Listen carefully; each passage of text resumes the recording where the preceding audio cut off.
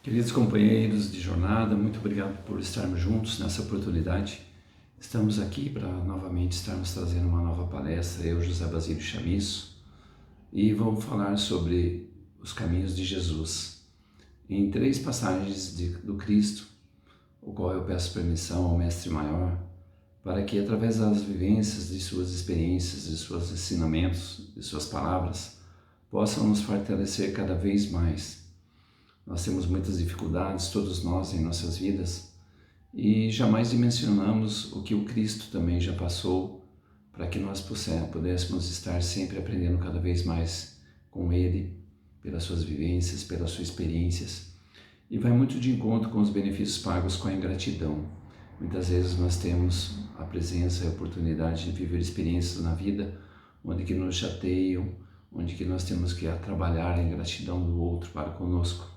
E assim essa reflexão é muito profunda, é uma vivência muito prazerosa para que a gente possa refletir e emocionante diante das vivências do Mestre. E nessas 3 etapas, uma vai ser ligada com Francisco de Assis, quando o Mestre vem trazer as orientações para ele, quando ele interpela em sonho, em pensamento, ele tem a projeção e a presença do Mestre vindo pessoalmente trazer as palavras de orientação a partir daquele momento. A segunda vivência será através do centurião romano que interpela Jesus pelo ato de servir. E a terceira etapa é o momento derradeiro de Jesus antes da crucificação. Então, Jesus vai ter algumas vivências que é profundamente significativa e a gente vai ter a noção do esforço que ele fez e tudo aquilo que ele passou, como todos nós passamos, para que ele pudesse realmente estar com Deus, agradecer e, acima de tudo, vivenciar as experiências de um humano, de um ser igual a nós, igual aquele que se vestiu, esteve presente, nos trazendo todo o seu exemplo de humildade, de caminhada, de fortalecimento para que a gente tivesse e tenha orientação através do seu Evangelho e da sua palavra em toda essa programação divina de vida que nós temos.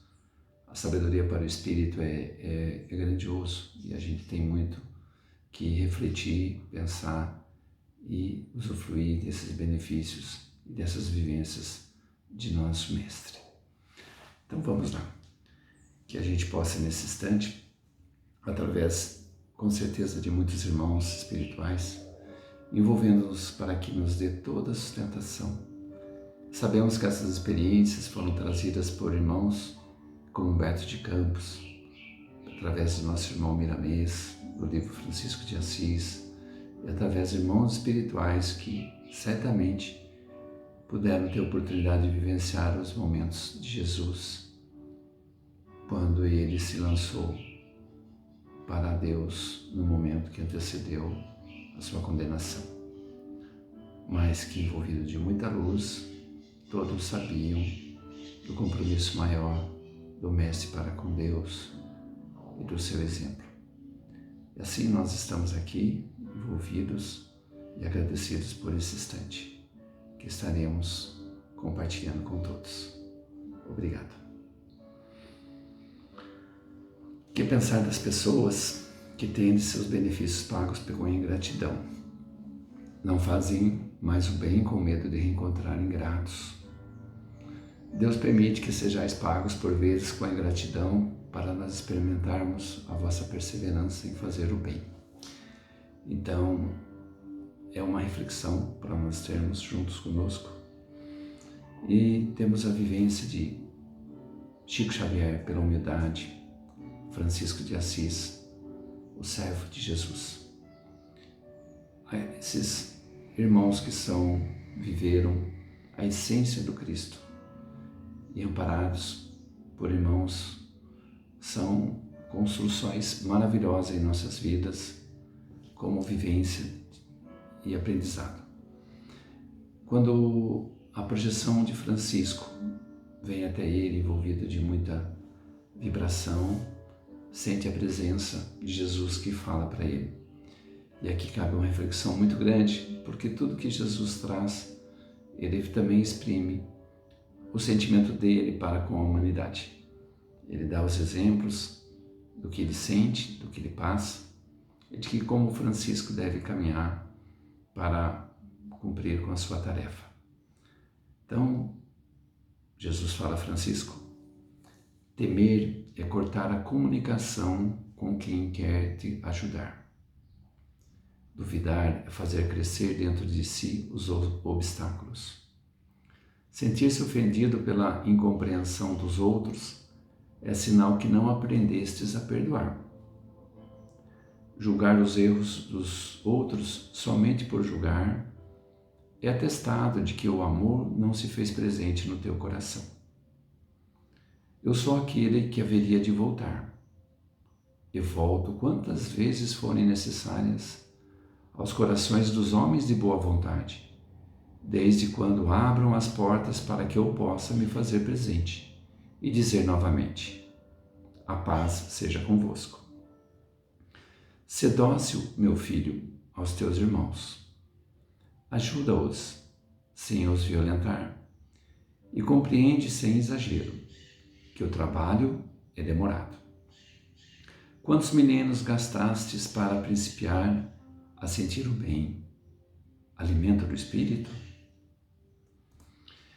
A ignorância pressionada torna-se prepotência, desenfreada, e a falta maior será de quem se fez mestre, sem tolerância para ensinar.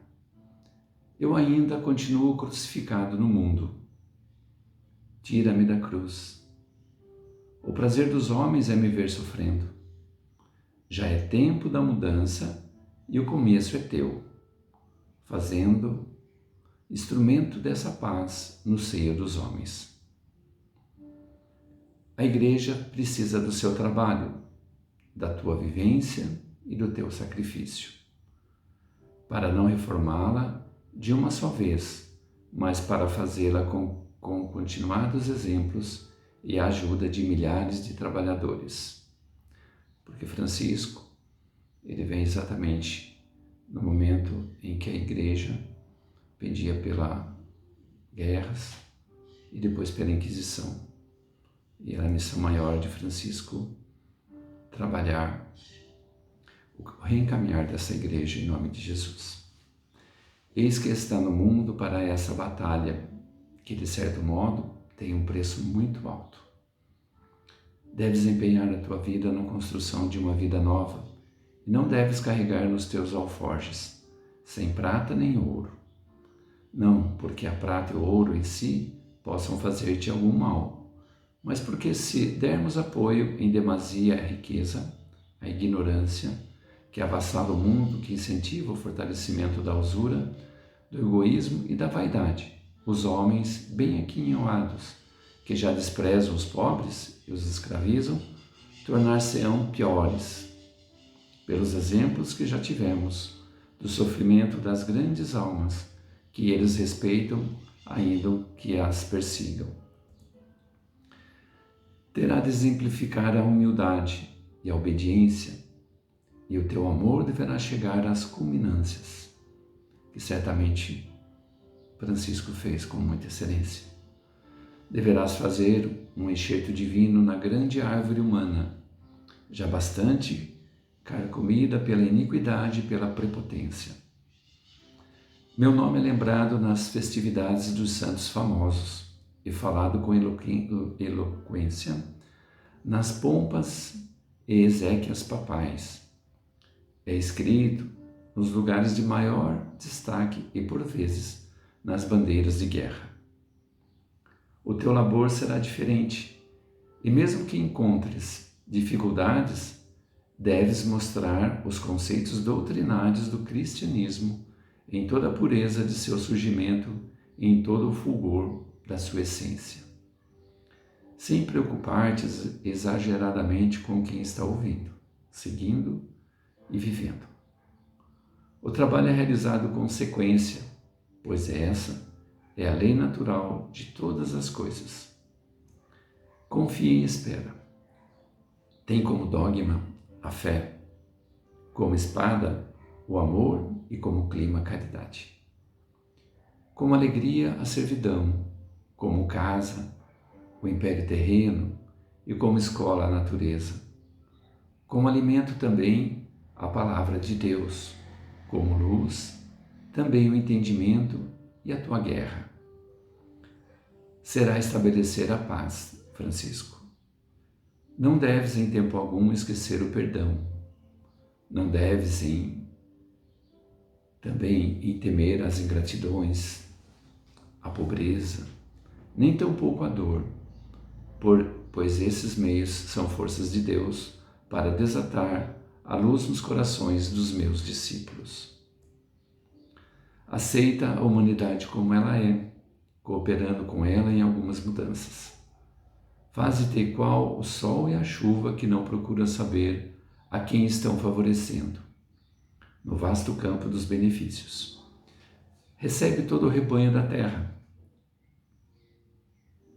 como irmãos, pois são todos filhos de Deus com os mesmos direitos de viver e de trabalhar, em busca da felicidade. Os desígnios de Deus devem ser respeitados por todos. Ama a Deus sobre todas as coisas e ao próximo como a ti mesmo. Pode fazer muito se interpretares fielmente o chamado de Deus. Estarei ao teu lado, se abrires o teu coração para que eu possa falar claramente. Esta é a frase que realmente é presente do Cristo para todos nós nesse momento. Podemos repeti-la.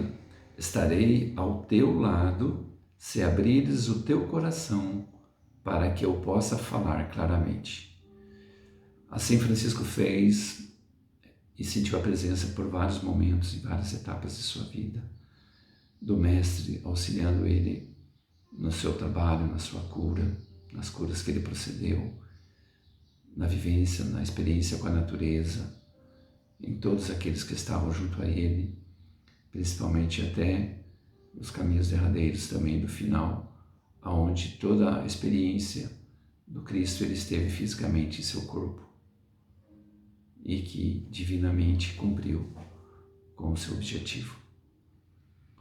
Essa é uma primeira etapa, é as palavras do Cristo, e ele faz referência também como hoje nós humanos julga a figura dele muito mais pela crucificação do que pela a construção do que ele nos trouxe. Temos o segundo episódio que nós podemos compartilhar através do irmão X Humberto de Campos, quando o centurião romano vem interpelar Jesus. E a gente tem esse texto descrito como o ato de servir. O que seria servir para desenvolver a humildade? Assim, nós podemos trazer esse texto a qual Jesus foi interpelado. Efraim ben Assef, caudilho de Israel, contra o poderio romano, viera a Jerusalém para levantar as forças da resistência. E informado de que Jesus, o profeta, fora recebido, festivamente na cidade resolveu procurá-lo na casa de Obed, o guardador de cabras, a fim de ouvi-lo. Então Efraim entra em diálogo com Jesus depois daquele momento que ele entra em Jerusalém em um burrico e foi aclamado pela multidão. Jesus, mestre, falou o guerreiro, não te procuro como quem desconhece a justiça de Deus, que corrige os erros do mundo todos os dias.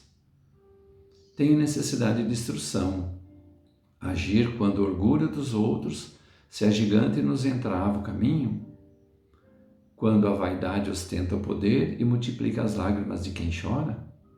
Como proceder diante da intemperança do outro? É preciso ser mais humilde e servir mais, respondeu o Senhor, fixando nele olhar translúcido.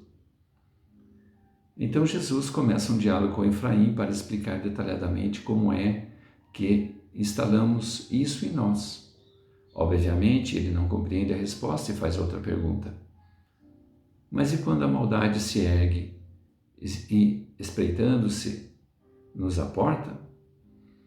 Que fazer quando os ímpios nos caluniam à feição de verdugos? E Jesus, é preciso mais amor e servir mais. Então, diante da maldade, é preciso amor e servir mais? Não compreendo. Ele faz outra pergunta.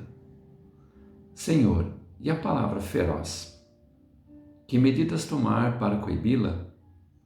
Como proceder quando a boca do ofensor cospe fogo de violência? Qual nuvem de tempestade arremessando raios de morte? Jesus responde, é preciso mais brandura a servir mais. Então, diante de alguém que se porta de forma violenta contra nós, combater com brandura, é óbvio que não entendeu e fez nova pergunta. E diante dos golpes? Há criaturas que se esmeram na crueldade, ferindo-nos até o sangue. De que modo posso conduzir nosso passo à frente dos que nos perseguem sem motivo e odeiam sem razão? É preciso mais paciência e servir mais. Diante da crueldade, vamos ser pacientes. Aí nos lembramos daquela conversa de Jesus com o senador marido de Lívia, em que Jesus vê aquele espírito cheio de maldade e diz para ele que só os séculos e séculos de sofrimento para reformá-lo. Então Jesus está dizendo para ele, naquele instante, que só a paciência. Então é preciso mais paciência diante da crueldade e servir mais. E não compreendeu e perguntou de novo, por que nós somos assim? A vida nos responde, a gente não entende e pergunta outra vez. A mesma coisa de forma diferente, mas pergunta. Mas é interessante que toda pergunta que ele faz sempre foi trazido um valor moral e o servir. E a pilhagem? Desonestidade, roubar, usurpar, e a política nada atual. Senhor, que diretrizes buscar perante aqueles que furtam, desapiedados e poderosos, assegurando a própria impunidade a custas do ouro que ajuntam sobre o pranto dos semelhantes? É preciso mais renúncia e servir mais. Olha que importante diante da desonestidade, seja a traição de qualquer nível e a oportunidade que nós temos de exercitar a renúncia. Eu renuncio a uma situação melhor para permanecer ao seu lado, para poder testemunhar para mim mesmo tudo o que aprendi. Então ele faz uma pergunta. E os assassinos? Que comportamento adotar junto daqueles que incendeiam campos e lares, exterminando mulheres e crianças? É preciso mais perdão e servir mais. Lembrando que perdoar é não querer assistir à derrocada do outro. Talvez tenha que ser comido pelos leões, mas eu não quero estar na plateia. Exasperado por não encontrar alicerces ao revide político que aspirava a empreender em mais larga escala, indagou Efraim. Mestre, que pretendes dizer por servir mais?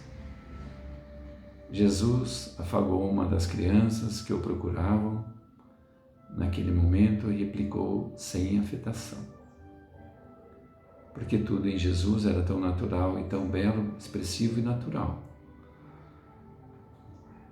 Decorrido 2 dias, quando os esbirros do Sinédrio chegaram em companhia de Judas para deter o Messias, Efraim ben Yosef estava à frente.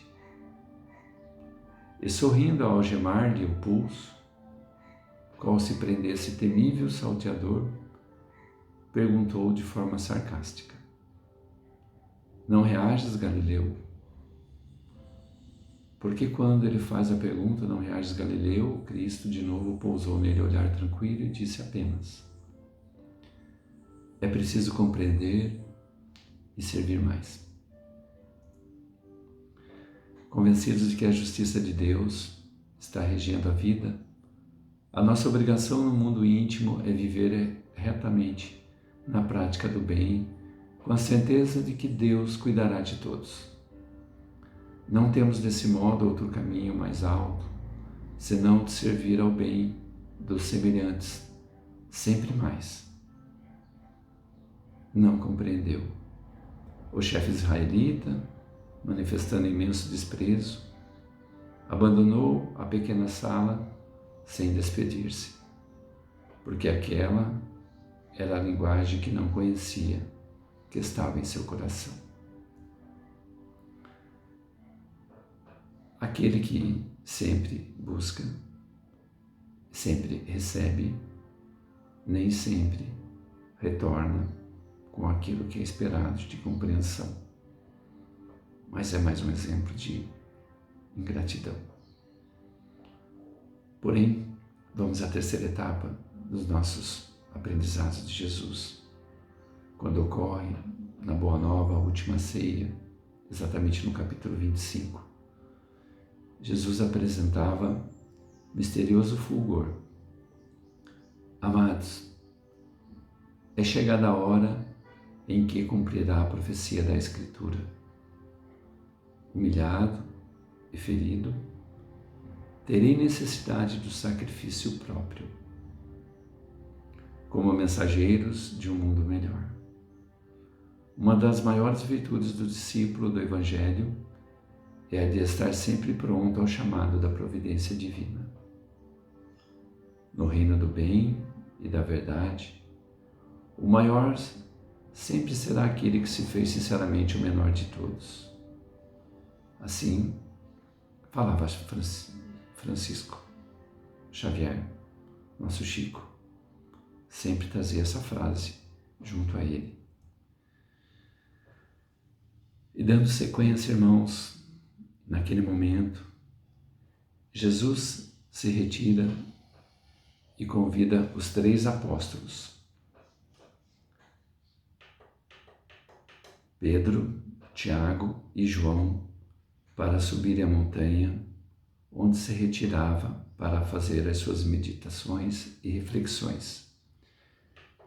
Subiu pela última vez a sua montanha, na noite estrelada de Jerusalém, e pediu aos 3 que agradecessem, orassem e retirou-se.